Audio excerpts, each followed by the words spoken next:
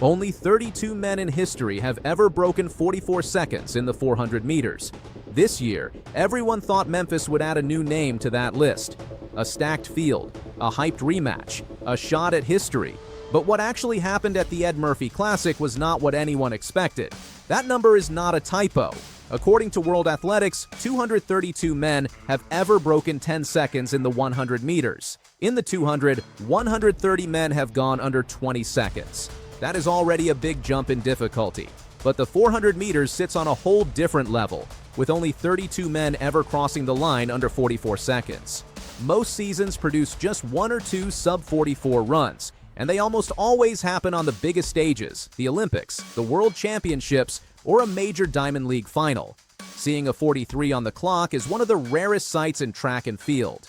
Part of what makes the 400 so brutal is the way it punishes speed. Sprinters who look unbeatable over 100 and 200 meters often fall apart late in the 400 because the race demands both raw speed and the ability to survive a wall of lactic acid over the final 100 meters. Even history's fastest man, Usain Bolt, never seriously chased a 400-meter time because the training alone would have wrecked his short sprint speed. So when a loaded field of Olympic champions, national record holders, and a teenage phenom lined up for the men's 400 at the Ed Murphey Classic in Memphis, fans were not just hoping for a fast race, they were hoping to watch history get made. Start with Quincy Wilson. At just 16 years old, Wilson qualified for the 2024 Olympic team as part of the 4x400 relay pool. He only competed in the heats, but Team USA went on to win gold, which made Wilson the youngest American male track and field Olympian in history, and by extension, an Olympic gold medalist before he could even vote. That same year, Wilson set the world under 18 best in the 400 meters, running 44.20 in Florida. A year later, right at this same meet, the Ed Murphey Classic, he lowered that mark even further, running 44.10 to beat a stacked professional field that included a former Olympic champion. That performance made Wilson the second fastest under 20 athlete in history, trailing only Steve Lewis, who ran an incredible 43.87 to win Olympic gold as a 19-year-old back in 1988. Wilson started running track at just 8 years old, and by the time he reached high school, he was already breaking national records at Bully School in Maryland. His aura became so strong that other high schoolers often looked beaten before the gun even went off. He carried that dominance into 2 straight seasons of record-breaking runs, first with 44.20 in 2024, then 44.10 in 2025, both set right here in Memphis. Wilson wrapped up his high school career this spring, and for most of it, he looked unbeatable. But his final high school race in the Open 400 did not go the way he wanted. At the U.S. Under-20 Championships, Wilson ran 44.84, a great time for an 18-year-old, but he finished second behind Jaden Dion, who won the race in 44.52. For a runner who had barely tasted defeat through high school, that loss stung. Many expected it to be exactly the kind of motivation that fuels a big performance heading into Memphis. On the other side of the race was Samuel Ogazi. The 20-year-old Nigerian sprinter capped off a huge season at the University of Alabama by winning back-to-back NCAA titles in the 400 meters. At this year's NCAA championships in Eugene, Oregon, Ogazi exploded to a time of 43.38, shattering Michael Norman's collegiate record of 43.61, a mark that had stood since 2018. That run also moved Ogazi to 4th on the all-time world list, behind only world record holder Wade Van Niekerk at 43.03, Michael Johnson at 43.18, and Butch Reynolds at 43.29.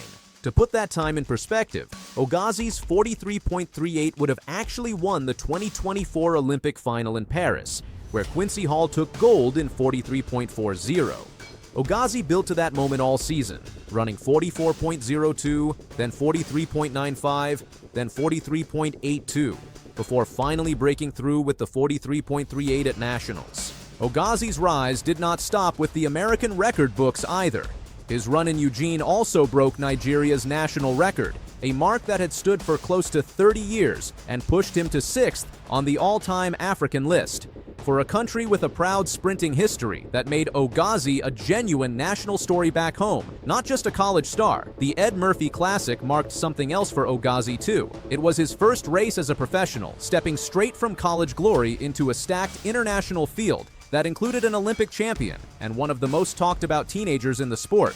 Wilson and Ogazi were far from the only storylines in this race. Grenada's Kirani James, the 2012 Olympic champion, lined up looking for one more big performance late in his career. Even in his 30s, James remains a dangerous closer, and his experience made him a wild card against a field full of younger legs. Jamaica's Antonio Watson and American Randolph Ross also entered the field in strong form, giving this race one of the deepest 400-meter lineups of the entire 2026 season. There was even a subplot happening back at the NCAA championships that added fuel to the fire. Georgia freshman Jonathan Sims finished second behind Ogazi in a personal best of 43.92, becoming just the second man in history to break 44 seconds as a junior athlete, joining Steve Lewis from all the way back in 1988.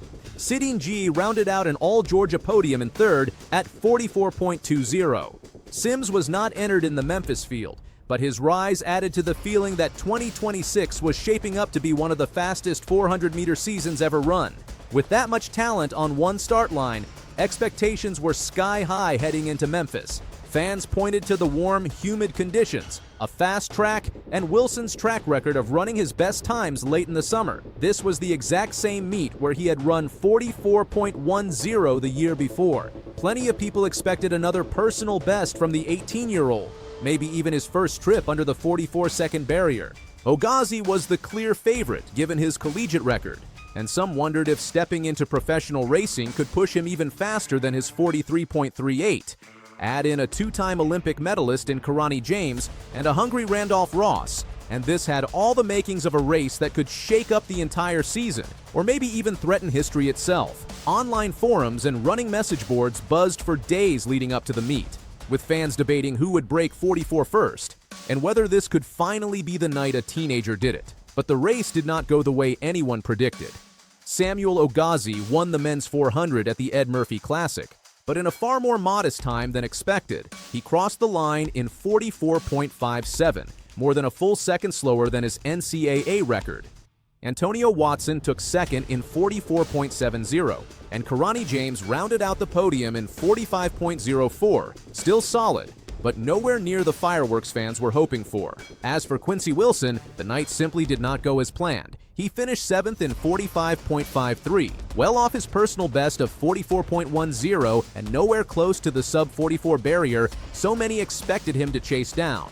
Randolph Ross finished 6th in 45.48, Gabriel Maranta placed 4th in 45.22, and Delano Kennedy closed out the field in 45.82.